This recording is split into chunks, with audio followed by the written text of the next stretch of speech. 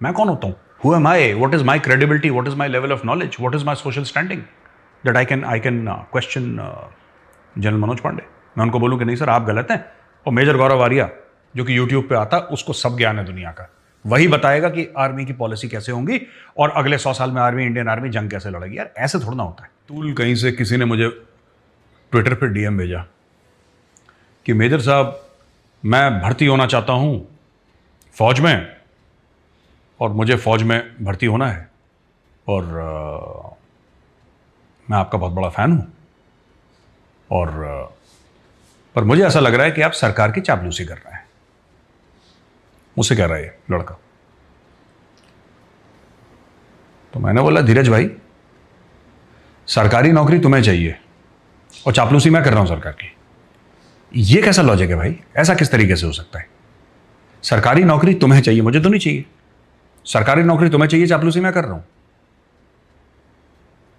आपको हमारे हक में आवाज उठानी चाहिए। नहीं, जो सच बात है मैं उसके हक में आवाज उठाऊंगा। पहली बात तो वैभव, मैं एक बात बता दूं कि ये जो लोगों ने बोल रखा है, मैंने बात करी लेफ्टिनेंट जनरल राज शुक्ला से। लेफ्टिनेंट जनरल राज शुक्ला थे आर्ट्रैक के जीओसीएनसी आर्ट्रैक, यानी कि आर्मी कमांडर, जो आर्मी की पूरी ट्रेनिंग देखता है ना, it's based out of Shimla. ARTRAC में दे सेड कि he was the one who was there when this entire thing was being designed कि इनकी ट्रेनिंग कैसे होगी, है ना। और उन्होंने रिकॉर्ड पे मुझे बताया है, मेरे पास वीडियो है, आप लोग देख सकते हैं। उसमें उन्होंने ये बोला है कि साहब ये जो पॉलिसी है इंडियन आर्मी ने फॉर्मुलेट करी,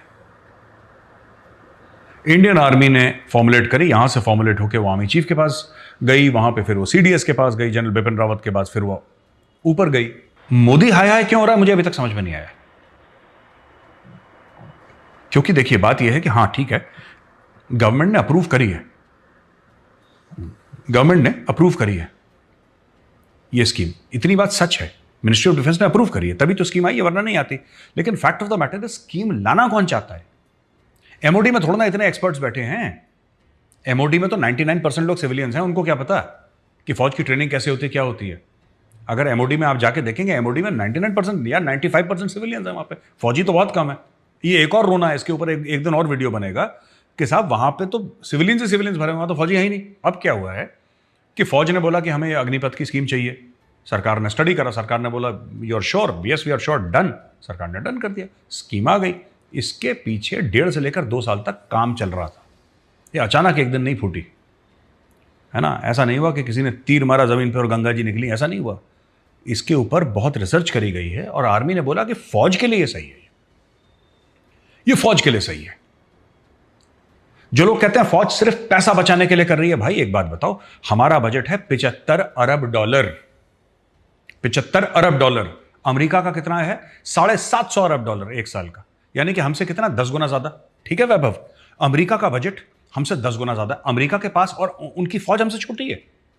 the American army is very small compare to the Indian army. उनकी वो 6, 7, 8 लाख की फौज है, हमारी 13 लाख। मैं सिर्फ आर्मी की बात कर रहा हूं, मैं नेवी एयरफोर्स की बात ही नहीं कर रहा, मैं सिर्फ आर्मी की बात कर रहा हूं। लैंड फोर्सेस जो है इनकी, वो तो हमसे बहुत छोटी है, उनका बजट हमसे 10 गुना बड़ा है।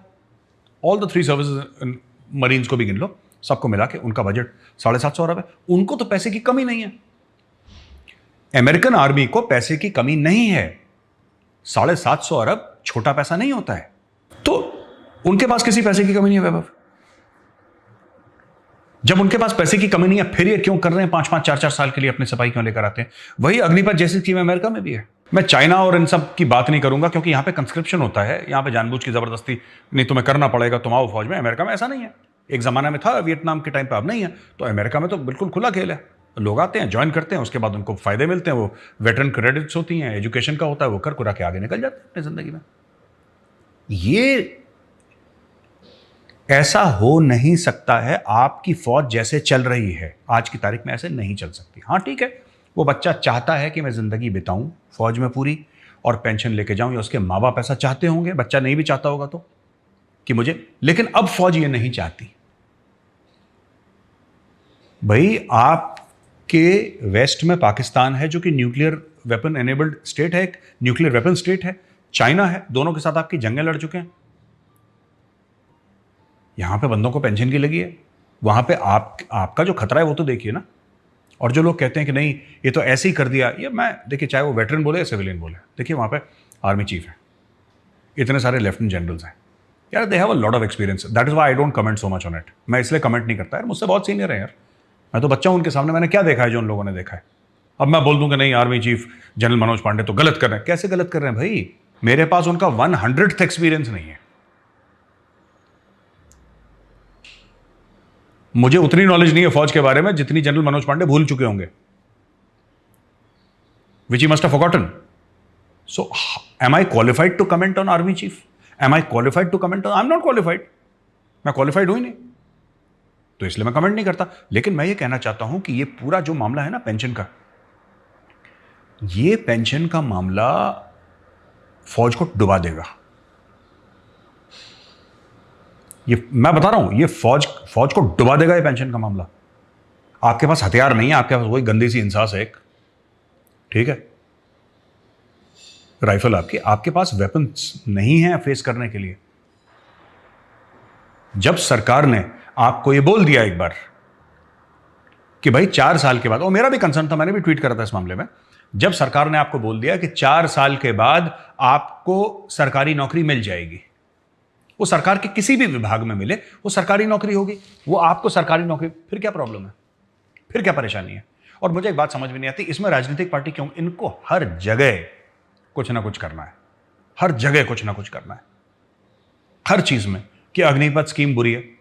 अरे फौज को चलाना दो ना, फौज को जो चलाना है, ये फौज को ये भी सिखाते हैं कि सर्जिकल स्ट्राइक कैसे करनी है, इनको एयरफोर्स को ये भी ट्रेनिंग देनी है कि बालाकोट की स्ट्राइक कैसे तुम्हें करनी चाहिए थी, क्या करना चाहिए था। तो कहने की बात यह है कि opposition in this case has played a very very negative role, they have played an extremely negative, unnecessarily. तुम्हारा क्या मतलब बनता है यार, तुम्हारा क्या मतलब बनता है भाई, ये फौज के लिए अच्छी है इसकी, मैं जानता हूं इससे लोग नाखुश हैं, मैं मना नहीं कर रहा, पर एक बात मुझे कहनी पड़ेगी वैभव, जो लड़के हैं जो टेस्ट पहले पास कर चुके हैं, कई हजार हैं जो टेस्ट पास कर चुके हैं, रिटन और फिजिकल मेडिकल सब पास कर चुके हैं, लेकिन वो ज्वाइन नहीं कर पाए बिकॉज ऑफ कोविड, या उनका एक आध कोई चीज रह गई, वो ज्वाइन नहीं कर पाए, उनको जरूर फौज को लेना चाहिए, और पुरानी स्कीम के तहत लेना चाहिए, नॉट अग्निपथ स्कीम, पुरानी स्कीम, क्योंकि उन्होंने टेस्ट जो दिया था पुरानी स्कीम के तहत दिया था। अगर मैं उन लड़कों को अलग कर दूं जिनके टेस्ट पास हो चुके हैं, मेडिकल फिजिकल रिटन सब कुछ पास हो गया है, ठीक है, उनको तो फौज को लेना ही चाहिए पुरानी स्कीम के तहत। भाई मैं इस चीज को पूरा सपोर्ट करता हूं, क्योंकि उन्होंने टेस्ट जो है, टेस्ट उन्होंने दिया था पुरानी स्कीम के तहत, ठीक बात है। लेकिन जो नए हैं, जो नए लोग हैं, जो परेशान, आपका मन था, आपके मन से फौज चलेगी, आपका मन है फौज में जाने के लिए, देश की सुरक्षा बाहरी हो आंतरिक हो, ये आपके मन से चलेगी, आपके मन से तो नहीं चलेगी ना। हमारा मन है साहब, हमने तो इतने साल से हम तैयारी कर रहे हैं, आप 50 साल से तैयारी कर रहे हो, आप 50 साल से तैयारी कर रहे हो, तो यार I am a short service officer, मैंने जब 5.5 साल के बाद फौज छोड़ी वैभव, मेरे पास कोई नौकरी नहीं थी, मेरे पास कोई ट्रेनिंग नहीं थी सिविल के लिए, मुझे नहीं पता था ये कि घर से जब निकलता हूं गेट से तो दाएं जाना बाएं जाना, मुझे नहीं पता था। ये अट्टा बाजार पे अपने कंधे पे वेलवेट रख के बेचा है मैंने अपने लिए कार्ड बनाए थे जिसमें से मेजर नाम हटा दिया था, क्योंकि मुझे शर्म आ रही थी जो मैं काम कर रहा हूं, लोग बोलेंगे आर्मी का ऑफिसर है ये, जो स्कूटर पे वेलवेट लेता है फिर कंधे पे वेलवेट लेकर दुकान पे पहुंचाता है। फिर मेरा हाथ किसने पकड़ लिया, जो आजकल लोग इतना कह रहे हैं अग्निपथ में ये हो गया, अग्निवीर में ये हो गया, और मेरी शिकायत सबसे है, मेरी शिकायत मेरे सीनियर्स से भी है, मेरी शिकायत सिस्टम से है, मेरी शिकायत सरकार से है। हजारों दर हजारों शॉर्ट सर्विस कमीशन ऑफिसर, किसी ने 5 साल नौकरी करी, किसी ने 10 साल नौकरी करी, जिसने 5+5 लिया, आज की तारीख में जो 10 साल कर रहा है या 14 साल कर रहा है, वो दर दर की ठोकरें खा रहे हैं। हमारे बारे में तो किसी ने नहीं पूछा आज तक,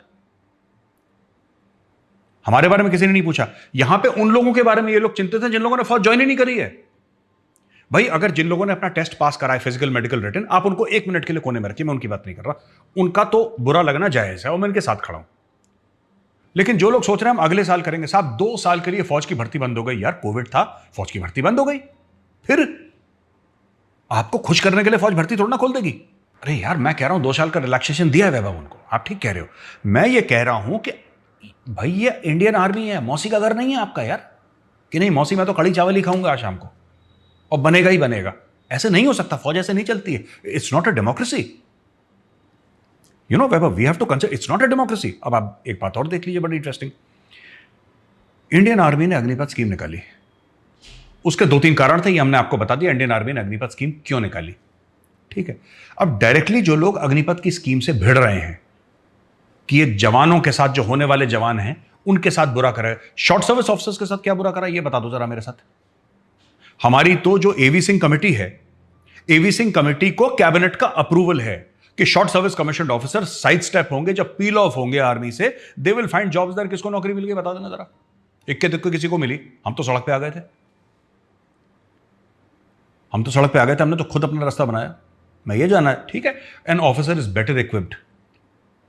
आप ये आर्ग्यूमेंट दे सकते हैं कि एक ऑफिसर है, उसकी लैंग्वेज स्किल्स अच्छी हैं, उसकी लीडरशिप स्किल्स अच्छी हैं, बट वो लैंग्वेज और लीडरशिप स्किल्स आपको लगता है कॉर्पोरेट उससे इंप्रेस होता है? भाई corporate requires qualification, corporate requires relevant experience. मुझसे पूछा, जब मैं कहीं पे इंटरव्यू के लिए गया था, तो मुझसे पूछा कि आप बता दीजिए कि आपका क्या एक्सपीरियंस है। मैं तो लाइन ऑफ कंट्रोल से आ रहा था यार, मैं जेएनके में था, I was posted on the line of control when I left. और मैं क्या एक्सपीरियंस उसको बताऊं यार, सामने एचआर मैनेजर को मैं क्या बता दूं कि मुझे क्या आता है? मैं अपने आप को कह सकता हूं कि मुझे human resource manage. Army is very very different from civil. जो भी फौजी के मन में यह है कि क्योंकि मैंने फौज में कर लिया मैं सिविल में कर लूंगा, totally wrong. You will get ambushed. Civil की रिक्वायरमेंट्स ही कुछ और हैं। और ये मुझे लगा, अब मुझे 23 साल हो गए फौज छोड़े हुए, it's over a period of 23 years that I have realised. Short service commission officers को आपने बिल्कुल जमीन पे फेंक दिया। हम में से कितने बन गए टेररिस्ट? हम में से कितने बन गए माफिया शार्प शूटर्स? हम में से कितने बन गए दाऊद इब्राहिम कास्कर? हम तो नहीं बन गए ना, सब लोग अपना काम ही कर रहे हैं ना। फिर ये आर्ग्यूमेंट की अग्निवीर टेररिस्ट बन जाएगा, क्यों? अफसर टेररिस्ट नहीं बनेगा, जवान टेररिस्ट बन जाएगा। ये भाई क्या लॉजिक है? देखिए, हो सकता है कि ऑफिसर का मेंटल लेवल एक जवान से ऊंचा हो सकता है उसकी ट्रेनिंग उससे ऊंची और होती भी है, हो सकता है कि उसकी कम्युनिकेशन उससे ऊंची और होती भी है, पर यार देश के लिए वफादारी तो सबकी बराबर होती है ना। जो देश के लिए और रेजिमेंट के लिए और पलटन के लिए जज्बा होता है, वो तो अफसर और जवान का बराबर होता है। आप ये थोड़ा ना कह सकते हैं कि अफसर का जज्बा ज्यादा होता है, जवान का कम होता है। This is nonsense. It doesn't work like that. सबका जज्बा बराबर है। वो जवान भी देश से उतनी मोहब्बत करता है जितनी अफसर करता है। That's it. देखो, ये अग्निपथ होना ही होना है। अभी बोल दिया इंडियन आर्मी ने, ये रोल बैक नहीं होगी स्कीम। और मैं सरकार से एक और अपील करूंगा, माननीय गृह मंत्री अमित शाह जी से एक अपील करूंगा। सर, मैंने ट्वीट भी करा था, एक वेबसाइट बनवाई है और जितने भी दंगाई हैं सबकी फोटो वहां पे होनी चाहिए। इनसे सिर्फ सरकारी नौकरी मत छीनिए, इनसे सिर्फ फौज की, ये दंगाइयों की बात कर रहा हूं मैं, जो ट्रेन जला रहे हैं, मारपीट कर रहे हैं, आगजनी कर रहे हैं, उनसे आप सिर्फ सरकारी नौकरी मत छीनिए, आप सिर्फ उनसे फौज की नौकरी मत छीनिए, आप उनसे प्राइवेट नौकरी भी छीनिए, आप उनसे उम्मीद छीनिए। ये गद्दार हैं, ये देश के दुश्मन हैं, ये टेररिस्ट हैं। और मैं तो ये जानना चाहता हूं कि इनके घर में बुलडोजर अभी तक क्यों नहीं पहुंचा? ये जो इतने हीरो बन रहे हैं, इनके घर में बुलडोजर क्यों नहीं? इनके घर में भी बुलडोजर पहुंचना चाहिए। इनके मां बाप से भी वसूल करो पैसे ट्रेन के। इनका दिमाग लश्कर तैयबा और जैश ए मोहम्मद वाला है, ज्वाइन करना चाहते हैं इंडियन आर्मी। ये देश की संपत्ति चलाएंगे। देखिए, जो शांति से, वैभव, मैं साफ बोल रहा हूं, ऑन रिकॉर्ड बोल रहा हूं आपके शो पे, जो शांति से प्रोटेस्ट कर रहा है, जो देश को नहीं जला रहा है, मैं उसके साथ खड़ा हूं। मैं आपसे अग्री करूं ना करूं, आपका संवैधानिक हक है यार। ये पूरा जो सिस्टम है ना, हर समय वैभव, जब भी कुछ होता है आप देखना, देश में कुछ लोग आग लगा देते हैं, जब भी कुछ होता है। और सरकार की communication strategy, I think it leaves much to be desired. This could have been done very very differently. Farm laws में भी ये प्रॉब्लम है, किसी को पता ही नहीं था फार्म लॉज क्या है। ये जो कम्युनिकेशन की स्ट्रेटजी है, ये गड़बड़ है। इसमें अग्निपथ स्कीम में ये पहले से इनका था कि ये साइड स्टेप कैसे करेंगे और सीआईएसएफ में, सीआरपीएफ में कैसे जाएंगे। ये पहले से इनके दिमाग में प्लान था, पर इन्होंने अनाउंस कब करा? इन्होंने तब अनाउंस करा जब ट्रेनें जल्दी शुरू हो गई और लोग अच्छा डर गए। ये बात हो गई, ये डर के मारे इन्होंने कर दिया क्योंकि बहुत प्रोटेस्ट हो रही है। चलो और 10-15 ट्रेनें फूंक देते हैं तो और डर के हमें पता लगा कि ये लोग कलेक्टर ही बना देंगे डायरेक्टली, डर के मारे फौज ना, ये एसपी बना देगी नोएडा का, तुम्हें नोएडा का डीएम बना दे। ये दिमाग इनका चल रहा है। ऐसे नहीं होता यार, ऐसे नहीं होता है। बात यह है कि you have to realise this is what is the need of the army. और जो लोग अंदर के मामलात को भी जानते हैं फौज के, जो खुद फौजी रह चुके हैं, वेटरन्स हैं, उनसे रिक्वेस्ट करूंगा, sir let the army decide what the army wants. फौज को हमें बिल्कुल, who am I to guess कि फौज कल क्या करेगी, and today who am I to second guess the army chief. मैं कौन होता हूं? Who am I? What is my credibility? What is my level of knowledge? What is my social standing that I can question general Manoj Pandey?